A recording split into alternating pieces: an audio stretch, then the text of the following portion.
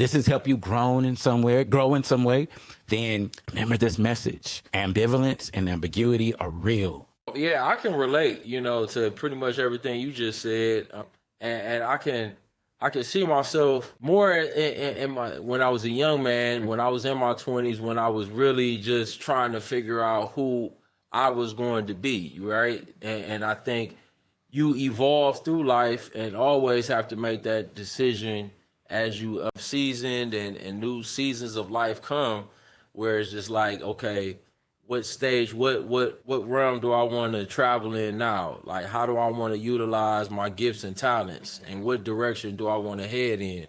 And I think that's something that you always experience through life as you go through different stages and seasons. I think as you age, life experiences give you more wisdom on how to navigate that path. But especially as a young man, I made plenty of mistakes, plenty of wrong decisions.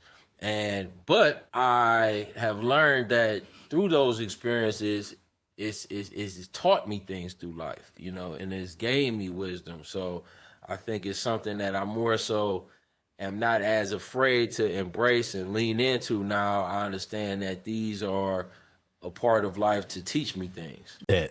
I'll say this because I love what everything you guys are saying.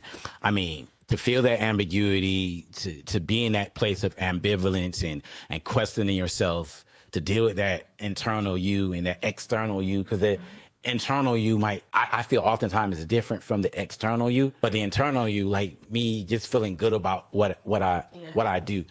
Being in church, at some point, church really worked for me, but it didn't.